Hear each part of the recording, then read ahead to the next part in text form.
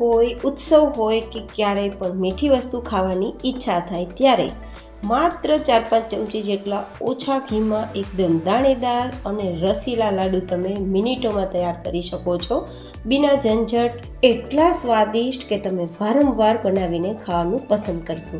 તો ચલો એકદમ રસીલા, દાણેદાર અને ઇન્સ્ટન્ટ ખૂબ જ સ્વાદિષ્ટ તેવા લાડુ બનાવવાની રેસીપી શરૂ કરીએ. તો જેમના માટે મેજરિંગ કપથી મેં 1.5 કપ જેટલો ચણાનો લોટ લીધો છે. તમે ઘરમાં રહેલી વાટકીને પણ માપ માટે સેટ કરી શકો છો અને પછી બધું જ માપ તેનાથી લઈ શકો છો.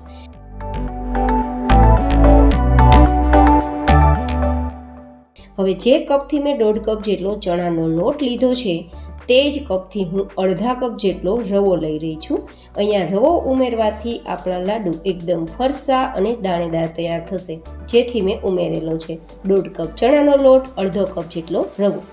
તો આ 2 કપ જેટલા લોટની સામે આપણે 4 ચમચી જેટલું ઘી ઉમેરવાનું છે.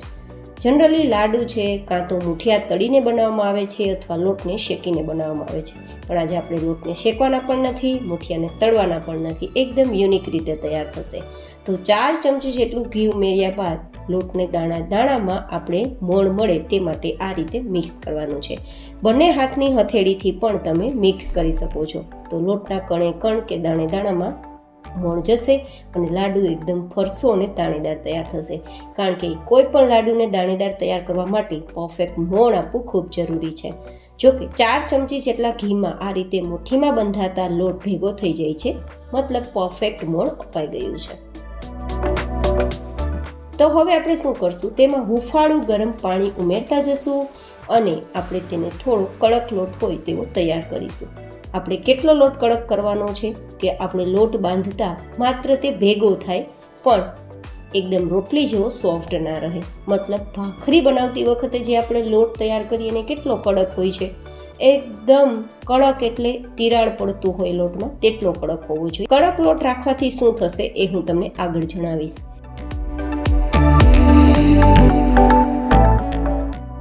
તો આ રીતે આપણે થોડું પાણી ઉમેરતા જઈ અને કડક લોટ તૈયાર કરી લીધો છે. તો હવે આપણે આમાંથી 2 ભાગ કરીશું, મતલબ અત્યારે 2 પાર્ટમાં આ લોટને ડિવાઈડ કરીશું અને હવે એક પાર્ટને આપણે હાથમાં લેશું અને પછી આ રીતે વણી લઈશું. મતલબ આપણે જે રીતે ભાખરી તૈયાર કરીએ ને કેવું થીક વણેલું હોય એક્ઝેક્ટ તેવું જ આપણે થીક વણીશું. અત્યારે તમે જોઈ શકો છો કે ક્રેક થઈ જાય છે, પણ તમે ટેન્શન ના લેતા. આ ક્રેક જે પડે છે ને તે ઇન્ડિકેશન આપે છે કે આપણો એકદમ લોટ કડક બંધાણો છે.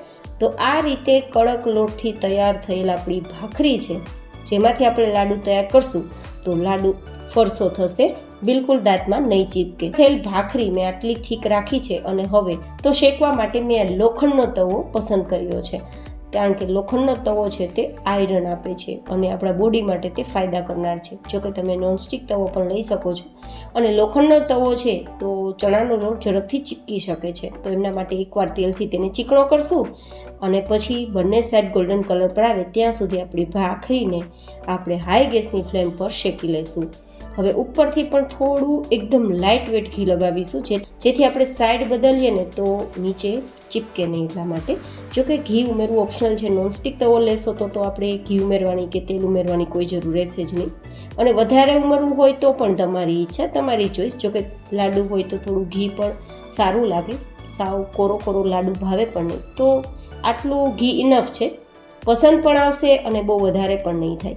તો હવે આ રીતે આપણે બંને સાઈડ ફેરવતા ભાખરી આપણી એકદમ ક્રેકવાળી છે તે વધારે ક્રેકવાળી થઈ ગઈ છે, કારણ કે આપણે કડક લોટથી તેને તૈયાર કરી છે.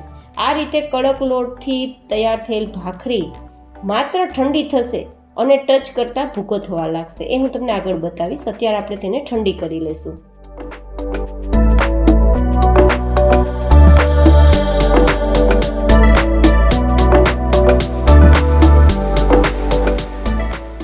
તો એકદમ ઠંડી થઈ ગયા બાદ હું માત્ર આ રીતે હાથથી ટચ કરું ને તો પણ તે ટુકડા થઈ જાય છે. જો થઈ જાય છે ને, મતલબ હવે આ આપણી ભાખરીમાંથી જે આપણે ભૂકો તૈયાર કરીશું, પાવડર તૈયાર કરીશું, તો એકદમ દાણેદાર જ થશે. જો હું તમને એક આ ટુકડાને મસળીને પણ બતાવું કે ભૂકો થશે કે નહીં. જો તમે માત્ર હાથથી મસળતા ભૂકો થઈ જાય છે, મતલબ હવે આપણો આ પાવડર એકદમ દાણેદાર જ બનશે. તો છે ને ગાઈઝ એકદમ સરળ રીત, આમાં વધારે ઘી તેલની પણ જરૂર નથી, લોટ શેકવાની પણ જરૂર નથી અને એકદમ સરળ રીતે આ લાડુ તૈયાર થઈ જાય છે. તો હવે આપણે ટુકડાને મિક્સરમાં લઈ લઈશું. કુલ ટોટલ 2 ભાખરીના ટુકડા છે. તો હવે આ ભૂક્કાને આપણે દરદરો પીસવાનો છે. એકદમ આપણે મિક્સરને ચન નહીં કરીએ, માત્ર ચાલુ બંધ કરીને ચન કરશું તો એકદમ સરસ પાવડર તૈયાર થશે ને એ પણ દાણેદાર, અને જેનાથી તૈયાર થયેલ લાડુ એકદમ ફરસો લાગશે, બિલકુલ દાંતમાં નહીં ચીપકે. તો ભાખરી બનાવતી વખતે બસ થોડી પ્રોસેસ ધ્યાનમાં રાખવાની. તો આપણો આ દાણેદાર પાવડર તૈયાર થઈ ગયો છે. જો હું તમને ટેક્સચર બતાવું, આપણે મુઠિયાને તળીને જે રીતે પાવડર તૈયાર થાય ને તેવો જ દાણેદાર પાવડર તૈયાર થયો છે. તો જો આ સરળ રીતે આ પાવડર તૈયાર થતો હોય ને લાડુ બનતા હોય તો પછી મુઠિયા તળવામાં જે તેલનો ઉપયોગ થાય છે અથવા આપણો સમય બરબાદ થાય છે તો એ શું કામ કરવાનું? આ રીતે પણ કરી શકાય અને લાડુનો સ્વાદ તો ખૂબ જ સરસ આવશે. તમે ટેન્શન ના લેતા કે લાડુ પસંદ નહીં આવે અને લાડુ બિલકુલ ખરાબ પણ નહીં થાય, કારણ કે આપણે એ જ પ્રોસેસથી તૈયાર કર્યા છે. હવે આપણે આ પાવડરને કે ભૂક્કાને એક વાસણમાં લઈ લીધો છે અને તેમાં તમારી ઈચ્છા હોય તો તમે એલચી પાવડર ઉમેરી શકો છો, જાયફળ પાવડર ઉમેરી શકો છો, ડ્રાયફ્રૂટ્સ ઉમેરી શકો છો, તમારી ચોઈસ રહેશે અને પ્લેન પણ બનાવી શકો છો. હું થોડા કાજુ, બદામ અને પિસ્તાના ટુકડા ઉમેરી રહી છું અને આ રીતે મિક્સ કરી દઉં છું. હવે આપણે મીઠાશ આપવા માટે અડધા કપ જેટલી ખાંડને એક વાસણમાં ઉમેરીશું, સોસપેનમાં ઉમેરીશું અને જેટલી ખાંડ છે તેનું અડધું પાણી ઉમેરીશું. એટલે કે અડધા કપ જેટલી ખાંડમાં માત્ર 1/4 કપ જેટલું જ પાણી. તો છે ને પરફેક્ટમાં 2 કપ જેટલો લોટ છે અને અડધા કપ જેટલી ખાંડ છે, જે એકદમ મીડિયમ મીઠાશવાળા લાડુ તૈયાર કરશે. ન વધારે મીઠા, ન વધારે મોર. ખાંડ ઉકળે ત્યાં સુધી જ ધીમા ગેસની ફ્લેમ પર આપણે સિરપ તૈયાર કરીશું અને આ સિરપની અંદર 1/4 ટીસ્પૂન જેટલો એલચી પાવડર ઉમેરી દઈશું. પાણીમાં કે દૂધની અંદર એલચી પાવડર ઉમેરવાથી ફ્લેવર ખૂબ સારી આવે છે. જો કે તમે પાવડર આપણે તૈયાર કર્યો ને ભૂકો તેમાં પણ ઉમેરી શકો. હવે આપણે અહીંયા કોઈ તારવાળી ચાસણી નથી કરવાની, માત્ર આપણે તેલ જેવી ચીકણી ચીપચીપી સિરપ તૈયાર કરવાની છે, ચાસણી તૈયાર કરવાની છે. અને જો ઈચ્છા હોય તો ફૂડ કલર ઉમેરી શકો છો. મેં એકાદ ટીપું જેટલું યલો ફૂડ કલર, જે મારી પાસે લિક્વિડ ફોર્મ છે તો મેં ઉમેરેલો છે. તમે ડ્રાય હોય કોરો કલર તે પણ ઉમેરી શકો, જો કે કલર ઉમેરવો ઓપ્શનલ છે. તો આ રીતે હવે આપણે ચેક કરતાં આપણી ચાસણી તેલ જેવી કે ઘી જેવી ચીકણી છે. જો તાર નથી થતો, પણ તેલ કે ઘી કેટલું ચીકણું હોય તેવી ચીપચીપી આપણી ચાસણી તૈયાર થઈ ગઈ છે. તો હવે આપણે ગેસની ફ્લેમ બંધ કરી દઈશું અને આપણે આ ચાસણીને નીચે ઉતારી લઈશું. અને આ રીતે નીચે ઉતાર્યા બાદ તેને થોડી વાર માટે ઠંડી કરવાની છે. ઠંડી કરવાથી આપણે લાડુ ફટાફટ તૈયાર કરી શકીએ છીએ અને લાડુ ચીકણા પણ નહીં થાય અને લાંબા સમય સુધી લાડુ ઉપર ફૂગ પણ નહીં થાય. તો 5 મિનિટ આ ચાસણીને ઠંડી કરવા છોડી દઈશું.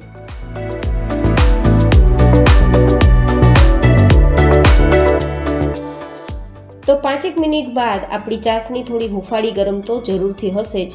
તો હવે આપણે તે પાવડર જે કર્યો છે ને તૈયાર તેમાં ઉમેરી દઈશું અને મિક્સ કરી દઈશું. હવે આપણે મિક્સ કર્યા બાદ જે લાડુ તૈયાર કરશું ને તે ખાવામાં એકદમ ફરસો તૈયાર થશે અને દાણેદાર તો બનશે જ, તો ખૂબ જ સ્વાદિષ્ટ લાગશે.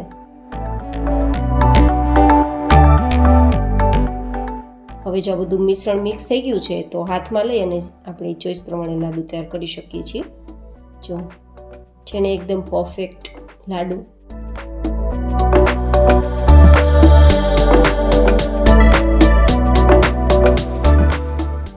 તો આ રીતે લાડુને ખોલતા અંદરથી એકદમ દાણેદાર છે, ટેક્સચર એકદમ લીસું છે અને એકદમ ફરસો આપણો લાડુ તૈયાર થયો છે.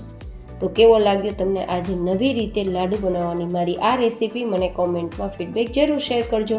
ફરી મળીશું એક નવી જેમ હેલ્ધી રેસીપી સાથે. ત્યાં સુધી stay healthy and stay happy.